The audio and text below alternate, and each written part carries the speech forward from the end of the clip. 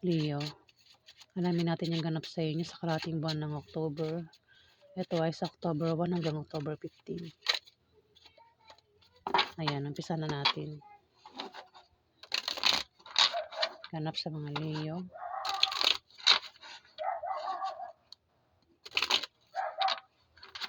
Sa October 1 hanggang October 15.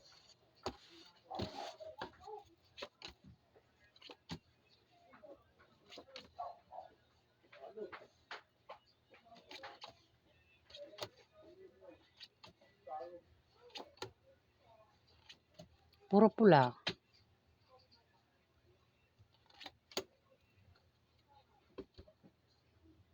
Puro pula siya. Isa lang yung black. Maganda pa yung meaning ng black. May paparating na pera sa inyo, Leo, na hindi nyo inaasahan sa kalahating buwan ng October. Ayan, maaari kayo magkapera. Kung meron kayong negosyo, ayan, may pag-unlad sa negosyo nyo, Leo, sa October 1 hanggang October 15. Maaari din daw kayong yumaman, Leo. Ayan, gumawa kayo ng paraan para kayo yumaman. Kasi nakalagay sa card, maaari daw po kayong yumaman kung hindi kayo mayaman. At ang iba naman sa inyo ay mayaman talaga, no, Leo. May mga may mga taong ganyan, biglang yumayaman, di ba? Tumaya sa loto, yumaman. Sumali sa contest, nanalo ng 1 million, yumaman, di ba? Oh, maraming Leo. Swerte mo pag isa ka sa tinamaan diyan, di ba? At may tao rito, Leo, ang nagbabalak magtayo ng business sa kalahating buwan ng October. Kahit maliit na negosyo, lalago, maraming bibili. Ang tinutukoy ko ay isang Capricorn, Virgo, Taurus, bata ito sa'yo, Leo. Lahat ng gender, pwedeng babae, lalaki, bakla, tomboy. Siya ay nagbabalak magtayo ng business. Kung sino man iyan, Leo. Nalalago yung business niya. Pwede rin naman na may tao rito ang magpapayo na patungkol sa negosyo na magagamit niya. Ayan. May 9 of diamond. Meron kang pag-travel, Leo. Maring ang dahilan ng pag-travel nyo ay nakabili kayo ng bagong bahay o lilipat kayo ng bahay. Maaari din na dahil sa bagong business deal, Leo. Ingat ka lang kasi may taong mananakit sa'yo at bibigo sa'yo kasi may tao, may pabago-bago ng feeling sa'yo. Kung ito yung member ng pamilya mo, kung nagkakaroon ng away, minsan kinakampihan mo siya, minsan hindi. Minsan pinapaniwala mo siya, hindi. Minsan hindi.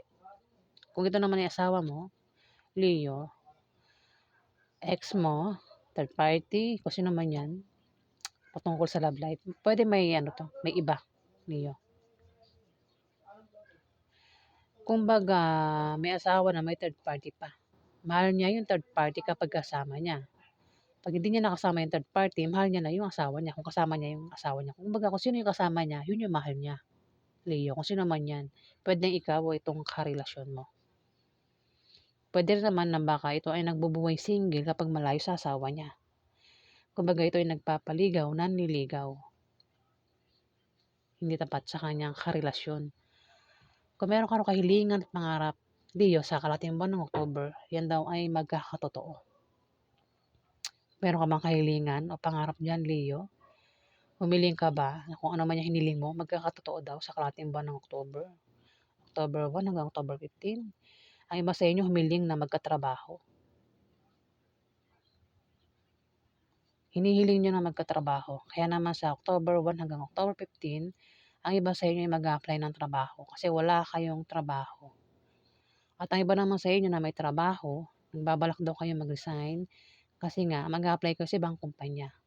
Pero sabi na wag daw kayong basta-basta mag-resign hanggat hindi kayo natatanggap sa bagong ina-applyan nyo. Ayan, para hindi kayo magsisi sa huli. Ayan, mga Leo. At sa inyong pag-travel daw, meron daw kayong makikilala na pwede nyo maging karelasyon kung single kayo. Pero kung meron na kayong karelasyon, pwede nyo na maging third party, Leo, yung makikilala nyo dyan sa pag-apply ninyo. O baka naman mismo sa na-applyan nyo, makilala nyo yung taong yun, Kasi may 6 of hearts dito. May taong nagkaka-interest sa inyo, Leo. may kumbaga may tao rito yung gusto kang mahalin at alagaan. Puwedeng ito ay gusto kang ampunin. Kung ito naman ay isang tao na puwedeng may gusto sa'yo, may crush sa'yo, gusto kang ligawan, Leo, ayan. Kung may asawa ka na, huwag ka ng paligaw. Kasi diyan mo yan nakikita sa pag-apply mo. Ay, sumunod, sa pag-apply mo yan makikita o makikilala itong lalaki na ito o itong babaeng ito na puwede mo maging karelasyon kung single ka. Pero kung may asawa ka na, puwede yan ay maging third party. Maaari din na kayo ay makatanggap ng blessing, Puwedeng matanggap niyo pera, pagkain o gamit sa kalahating buwan ng October. Ang iba sa inyo ay magkakaroon ng mabulaklak na partnership o engagement sa kalahating buwan ng October. At sa iba naman, kung magkaproblema ka, Leo, kasi magkakaroon nga ng away, kung mapaaway ka, Leo, sa kalahating buwan ng October, ingat ka raw sa iyong pagsasalita nang makaiwas ka sa malalang argumento at maiwasan mo yung demandahan sa taong makaaway mo. Pero kung magkaproblema ka man, may taong nandiyan lang na palaging nakasuporta sa'yo, Leo. Puwedeng yan ay, mismong asawa mo o member ng pamilya mo, Leo, ang nakasuporta sa'yo dito. Kasi magkakaroon nga ng away. Kung magkaroon ng away, huwag mo na lang patulan, Leo. Alamin pa natin yung ganap sa inyo.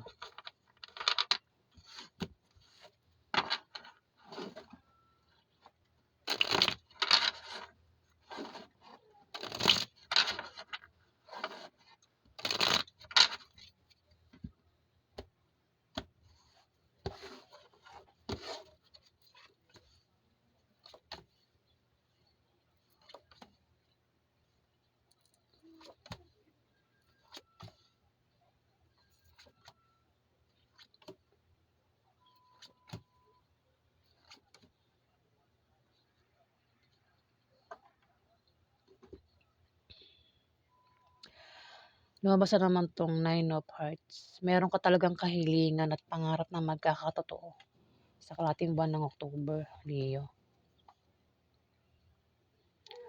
Ingat ka sa taksil. May taksil dito. Puwedeng ikaw rin yung taksil o kung hindi man ikaw yung taksil, may taong taksil. Puwedeng karelasyon mo o member ng pamilya mo yung taksil.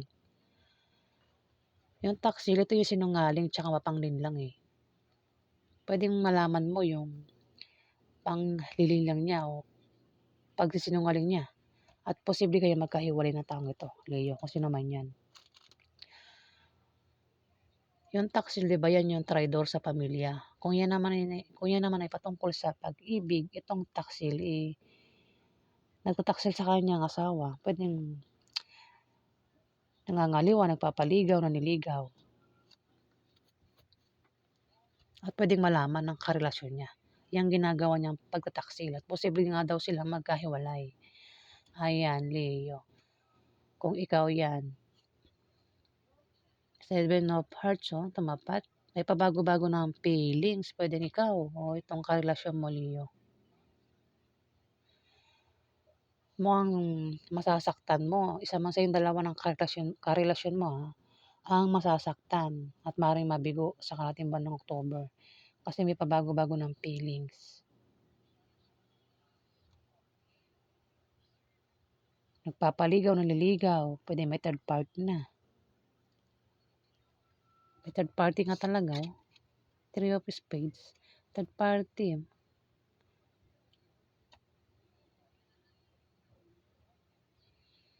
Ang ibang Leo siguro may asawa na, 'di ba? Malamang may asawa ibang Leo, pero may third party, yung ibang Leo. Hindi ano rito, yung mga single hindi kasama rito. Ito'y tatama sa mga Leo na may asawa na.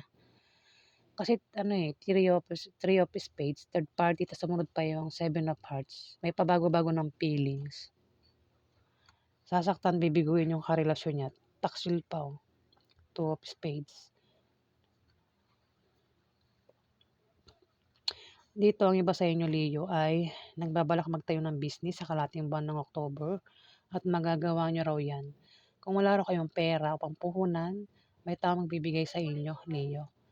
At ang iba naman na wala pang negosyo, may negosyo na, may paglago sa negosyo nyo, Leo, sa October 1 to October 15, ayan. At ang ibang Leo naman na may trabaho, maaari daw kayo ma-promote o maaaring dagdagan yung sahod nyo. Kung ito naman ay utang, ayan, maaaring makabayad na sa utang. Pwedeng ikaw o kung sino man itong umutang sa'yo, ayan, maaaring makabayad na. Ingat daw kayo sa aksidente o misfortune sa kalahating buwan ng October, Leo. Ingat sa yung kamalasan, di ba? Meron daw kayong ma-experience sa kamalasan sa kalahating buwan ng October. Sample, pwedeng mapadaan ka sa, di ba, maglalakad ka sa kalsada, paglakad mo, may matapakan kang ebak, kamalasan yun, di ba? Kung tataya ka sa loto, pwedeng hindi ka manalo, yung kamalasan yun. Hindi naman, yung ibang kamalasan hindi malala. Mga slight lang. Ayan, pinag-ingat lang kayo ng misfortune, mga Leo. Meron ka raw kasama sa trabaho mo, sa negosyo mo, ang hindi kayo magkasundo. Kasi salungat yung ugali nyo sa isa't isa, Leo. Sa mga Leo na may trabaho dyan, o may negosyo at may kasama kayo dyan, hindi raw kayo magkasundo sa kalahating buwan ng October.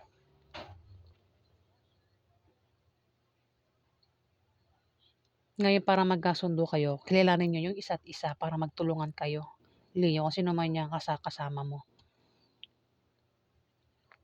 Maaaring machismis din kayo sa kalahating buwan ng October. Kung machismis daw kayo, huwag niyong pansinin yung chismis. Ayan, mga Leo. Kung meron ka negosyo, taga lumalabas talaga yung negosyo, kino-confirm niya. Iba-iba yung card pero pare-pareho meaning, kino-confirm niya. May negosyo kayo at lalago yung negosyo niyo, Leo, sa October 1 hanggang October 15. Ano ba yan? Nabubulol ako. Ayan, pasensya na po. Sisortehin daw kayo sa pera, Leo. Maaari makatanggap kayo ng pera sa pag-travel nyo. Pwede rin yung pera ay manggaling sa negosyo nyo kung meron kayong negosyo. Pwede rin naman yan ay sahod nyo na matatanggap nyo, Leo. O yan ay sideline. Pwede naman yan ay galing sa kamag-anak nyo, Leo, yung pera. Sa inyo pag-travel, meron daw kayong makikilala na mga bagong kaibigan o lalaki magustuhan nyo, Leo. Ayan, alamin natin yung outcome sa inyo. Ano po yung outcome sa mga Leo sa kalahating buwan ng October?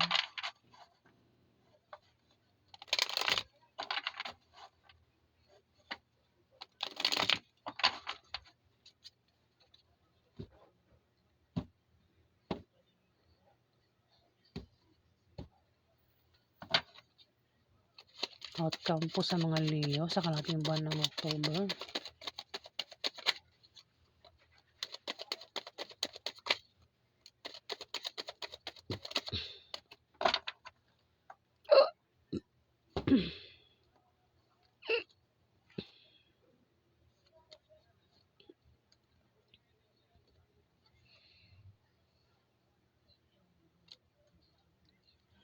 Nine of Wands. May atake sa inyo, Leo, sa kalahating buwan ng October. Pero, wait lang, talaga nabubulol ako eh. Kung may atake sa inyo, Leo, kumbaga papatol ka, no? Hindi mo atrasan, Leo.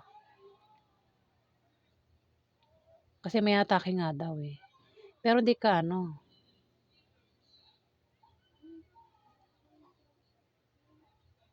pwede patulan mo. Oo. Nakahanda ka sa pag-atake niya. Mukhang kilala mo yung atake sa inyo, Leo. Ayan. Pwede rin na may darating sa inyo pagsubok gaya ng mga hindi natuloy na bagay-bagay, Leo. Pwede kung may natin kang paparating sa kalahating buwan ng October, pwede hindi matuloy. Pwedeng maantala, Leo. Pwede yan ay balita, resulta, kung ano man yung natay mo, isang tao. Pwede maantala o hindi matuloy. Siguro matutuloy pero sa mga ilang araw. Ayan, Leo. Ingat ka rin daw sa sakit. Kung hindi ka pa nakaranas ng sakit, Leo, sakit. Puwede raw kayong magkasakit sa kalahating buwan ng October. Ayan, mga Leo. May paparating na offer o imbitasyon, Leo, na kailangan pag-isipan mo bago mo tanggapin. At ikakalito mo yung pagpili. Ayan, hindi lang isa, kundi 2, 3. Kumbaga, may paparating na offer, alok, puwedeng oferan kang mag-apply ng trabaho. Hindi lang isa, kundi 2, 3, pero mamimili ka.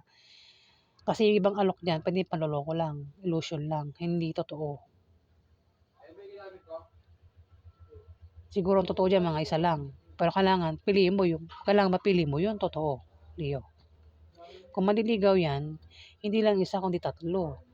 Ang pinagpipilian mo manliligaw dito. Ngayon pumili ka kung sinong seryoso, kasi yung iba hindi seryoso, manloloko, Leo. Ayan, may mga offer o imbitasyon daw na paparating. Kung yan naman ang imbitasyon, pag-isipan bago sunggaban bago tanggapin. Puwede naman na may darating sa inyo sa kalahating buwan ng October na pag-iisipan mo kung ano yung laman. Puwedeng may dumating na letter, box, puwedeng package, order na nakakahon, naka-plastic, isipin mo kung anong laman, Leo. Ayan, sa kalahating buwan ng October. At dito, 10 of Swords, nakaranas kayo ng may mga sa inyo, may mga nag-traitor sa inyo, nanakit sa inyo, binigo kayo, sinaktan kayo, Leo. Pinagtaksilan kayo. Puwede rin ng iba sa inyo ay nakaranas ng krisis sa pagsubok, yung mga pinagdaanan nyo rito. Kaya naman sa kalahating buwan ng October, makakaalis na kayo diyan, Leo. Ayan, wala na yung mga swords sa katawan nyo. Pagbangon na ito mula sa kahirapang pinagdaanan nyo, Leo. Kung may sakit, dumaan kayo sa sakit, Leo, 'di ba? Ang ibang Leo nagkasakit. Sa October 1 hanggang October 15, ayan, may paghilo, may paggaling na. Ayan, mga Leo. Kung may nanakit ng puso mo, sinaktan ka, binigo ka, iniwan ka, pinagpalit ka, ayan. Makaka-move on ka na, Leo, sa kalahating buwan ng October. Ayan, kumbaga kabaliktaran na yung may experience mo rito. Ginhawa na, nasa liwanag ka na ng araw, eh. Kung dati nasa dilim ka, parang walang gusto tumulong sa'yo, tina-traitor ka pa. Dito sa October 1 hanggang October 15, ayan, makakaalis ka na diyan. Nasa liwanag ka na, Leo. Talagang nabubulol ako. Ayan, Leo. Pagbangon ito mula sa kahirapang pinagdaanan mo sa buhay, Leo. So, ito ang ganap sa inyo. Ang iba sa inyo ay nawala ng trabaho, Ayan, magkakatrabaho na kayo, Leo. Ayan. Ayan, maraming salamat po sa mga nag-like, nag-comment, at nag-subscribe. At sa mga subscriber po, maraming salamat po, guys. Salamat po.